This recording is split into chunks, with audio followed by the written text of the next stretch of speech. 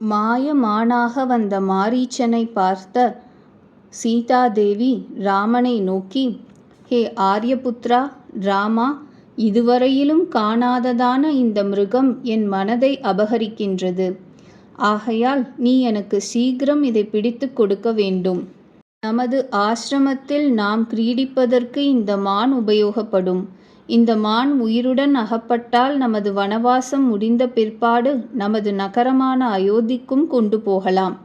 என் சகிகளோ பந்துக்களோ சீத்தை அரண்யத்திலிருந்து எந்த அபூர்வமான வஸ்துவை கொண்டு வந்தாள் என்று கேட்டால் இந்த மானையே நாம் குறிப்பிட்டுச் சொல்லலாம். இந்த மானை பார்த்த மாத்திரத்தில் அயோத்தியா ராஜ்யவாசிகளே பரம ஆச்சரியத்தை அடைவார்கள். கௌசல்யாதேவி முதலான நமது மாத்ரு ஜனங்களோ ஆரியபுத்திரனான பரதனோ இவர்கள் எல்லோரும் இதை பார்த்து மிகவும் சந்தோஷத்தை அடைவார்கள். அப்படி ஜீவனோடு நமது கையில் அகப்படாது போனாலும் இதனுடைய தோலோ மிகவும் அழகாயும் மிருதுவாயும் இருப்பதினால் ஜபாதிகளை செய்யும் காலத்தில் ஆசனமாக போட்டுக்கொண்டு உட்கார்ந்து கொள்ளலாம் என்று சொன்னாள். இவ்விதம் சீதையின் வார்த்தையை கேட்ட ராமனும் மனிதனுடைய அவதாரத்தை நடித்து காட்ட தானும் அந்த மாயா மிருகத்தினுடைய வலையில் அகப்பட்டு கொண்டவர் போல் பாவித்து லக்ஷ்மணனை பார்த்து சொல்கிறார், லக்ஷ்மணா, இந்த மானின் சௌந்தரியத்தை நீ கவனித்தாயா? இதுபோல் ஒத்த மானை இந்த பூலோகத்தில் ஓரிடத்திலும் பார்க்க முடியாது.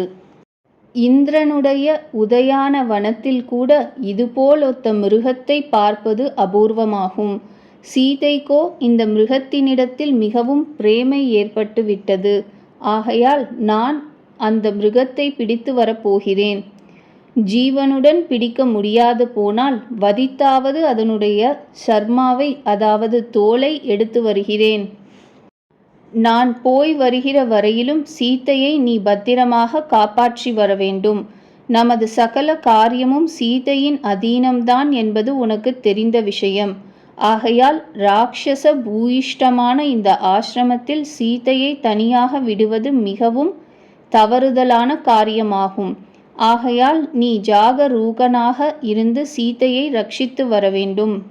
மகா சமர்த்தனாயும் புத்திமானாயும் பலிஷ்டனாயும் உள்ள ஜட்டாயுவை நீ சகாயமாக வைத்துக்கொண்டு சீதாதேவியை ஒவ்வொரு க்ஷணத்திலும் எந்த ராட்சசர்கள் வந்து விடுவார்களோ என்ற எண்ணத்துடனும் பயத்துடனும் நீ ரட்சித்து வரவேண்டும் என்று சொல்லிவிட்டு ராமன் அம்பரா தூணிகளையும் எடுத்து மாட்டிக்கொண்டு கோதண்டபாணியாக மானை நோக்கி சென்றார்.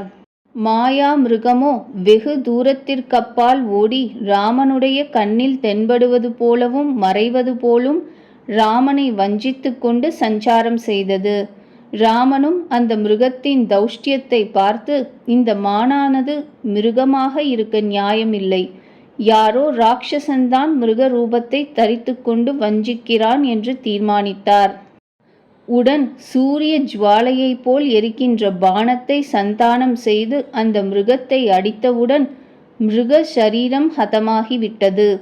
ராட்சசனுடைய ஸ்வரூபம் தென்பட்டது. அவனை மாரீச்சன் என்றும் தீர்மானித்தார். உடன் அவனையும் பானத்தால் ஹிருதயத்தை பேதித்து ஹதம் செய்தார். ராமபானத்தால் அடிபட்ட ராட்சச சரீரமோ ஒரு பனைமரம் உயரம் சென்று பூமியில் விழுந்து மடிந்தது. பிராண வியோகம் ஏற்படுகிற காலத்தில் ராமனுடைய ஸ்வரம் போல் குரலை மாற்றி ஹா சீதே ஹா லக்ஷ்மணா என்று தீனஸ்வரத்தில் கதறிக்கொண்டு சரீரத்தை விட்டுவிட்டு மரித்தான் மாரீச்சன்.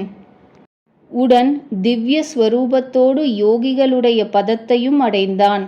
இவ்விதம் மாரீச்சனுடைய கதியை அறிந்த பகவானான ராமன், மாரீச்சன் போகும்பொழுது நமது ஸ்வரம் போல் தீன பாவத்துடன் கதறிச் சென்றானே, இந்த வார்த்தை சீதையின் காதில் கேட்டிருந்தால் சீதையின் கதி எப்படியாகுமோ என்று ராமன் மிகவும் கவலையை அடைந்தார்.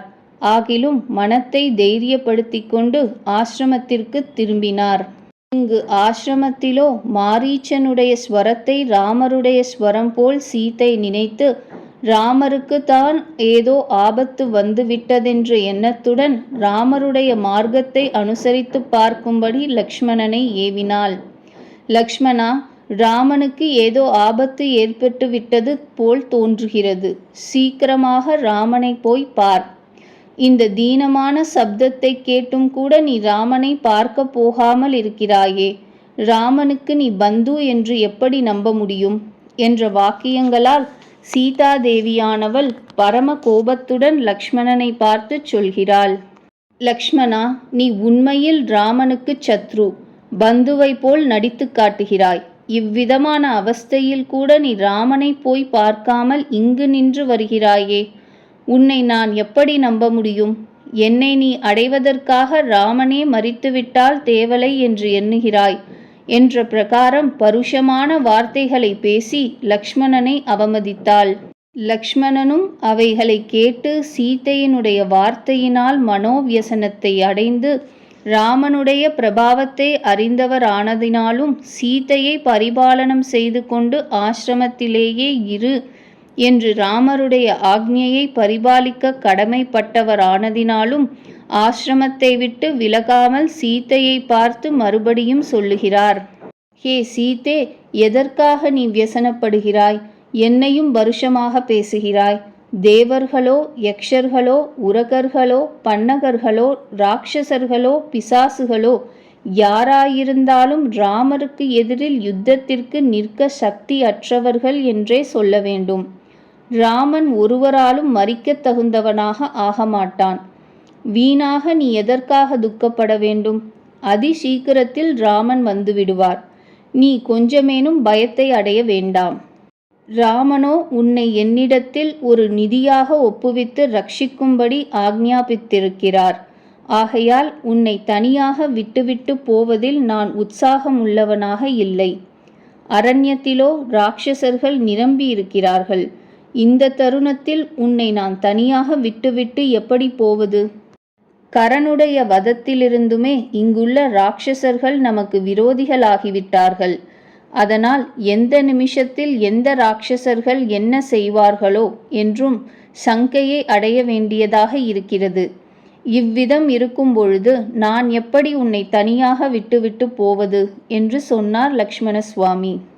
இவ்விதம் லக்ஷ்மண சுவாமி சொன்ன பிறகும் சீதா தேவியானவள் கோபாவேசத்தால் லக்ஷ்மண சுவாமியை மறுபடியும் பருஷமாக பேசினாள். நீ பரமதுஷ்டன். தனியாக நீ ராமனை அனுசரித்து வந்ததின் அபிப்பிராயத்தை இப்பொழுதுதான் நான் அறிகிறேன். ராமன் போய்விட்டால் நான் உன்னை ஆசிரயிப்பேனோ என்ற எண்ணம் உனக்கு கனவிலும் வேண்டாம். ராமனை பர்த்தாவாக அடைந்த எந்த ஸ்திரீதான் மற்றொருவனை பர்த்தாவாக இச்சிப்பாள்? ராமநன்னியில் ஒரு க்ஷணம் கூட நான் ஜீவிக்கப் போவதில்லை. உனக்கு எதிரிலேயே என் பிராணனை தியாகம் செய்கிறேன் என்ற பிரகாரம் வெகுவிதமாக லக்ஷ்மணனை அவமதித்து பேசினாள்.